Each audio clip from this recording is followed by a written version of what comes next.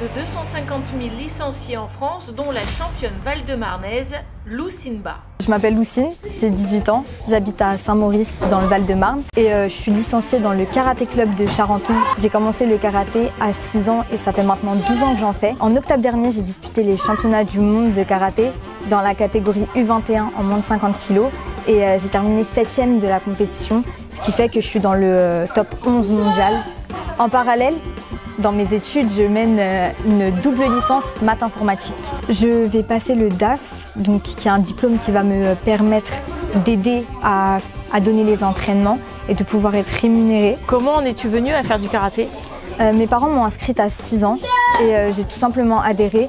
En plus, avec la compétition, ça m'a stimulée et donc du coup, ça m'a encouragée à continuer dans cette voie et à persévérer jusqu'à faire des podiums, médailles de façon régulière. Je me sens épanouie dans cet art martial. J'ai pris en confiance. Je suis bien dans cet élément et ce qui fait que à l'extérieur aussi je suis bien. On entend derrière toi des petits jeunes qui s'entraînent et qui poussent des cris. Ça veut dire quoi? Alors ça s'appelle un kiai.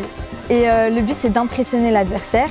Et également, ça sert à la respiration pour éviter d'être en apnée pendant qu'on fait le mouvement. Et ça sert également à se défouler, on va pas se mentir. Et que ressens-tu en enfilant le kimono de l'équipe de France? C'est un signe de reconnaissance, on est là, on représente la France parce que mine de rien, j'habite en France, je suis française et ça fait toujours plaisir. C'est ce que j'ai choisi de représenter, même si c'est un sport individuel, mine de rien. On a toujours cette petite partie de nous qui pense à la nation qu'on va représenter dans les gros événements. Le dojo, c'est ta deuxième maison? C'est totalement ma deuxième maison. Je passe vraiment énormément de temps ici. J'ai plus de 12 heures d'entraînement par semaine. Donc c'est vraiment ma deuxième maison. Je sors de la fac, je viens ici. Parfois le matin même, je viens ici. Donc je passe ma vie ici. Parfois on va avoir des stages qui sont en plein milieu de semaine, de mardi à vendredi, où on a 2 sessions par jour. La sieste, c'est vraiment le moment où on peut se reposer, c'est une petite sieste de 45 minutes. Et dès qu'on a du temps libre, il faut quand même travailler parce que les études, c'est ça qui va me permettre de réussir dans la vie. Parce que le karaté ne permet pas d'en vivre. C'est pas un sport professionnel. Il faut tout concilier, il faut avoir un bon métier à la fin, donc il faut faire de bonnes études. Et surtout, c'est même plus considéré comme un sport olympique aujourd'hui. On a été seulement au programme de 2020 pour Tokyo et on a été retiré, mais il est peut-être question de nous réintégrer à Los Angeles en 2028. C'est vrai que les déplacements sont très coûteux, vraiment, parce que on a plein de règles en plus de la WKF, donc de la Fédération mondiale de karaté. Pour un certain équipement, il faut des protections, des 2 couleurs, il faut des kimonos avec des brodures des 2 couleurs aussi, rouge et bleu. En plus, les déplacements, c'est pas toujours à côté. Quand il est question d'aller par exemple au Canada ou autre, c'est vrai que c'est compliqué. Et le fait que le karaté soit olympique, je pense que ça attirerait plus de sponsors justement. Et ça serait plutôt bénéfique. Maintenant, je suis sur les listes ministérielles donc de sportifs de haut niveau. Je reçois certaines aides qui soulagent un peu le portefeuille de mes parents, on va pas se mentir. Mais c'est très récent. 18 ans et déjà un super palmarès. Tu peux nous le rappeler? J'ai commencé la compétition très tard comparé à d'autres personnes. Je commence en catégorie minime et mon premier podium, je le fais en cadette. J'ai fait 2-3 ans de compétition et au bout de la 3e année, j'ai commencé à performer. Je gagne la Coupe de France Zone Nord en cadette moins de 47 kg.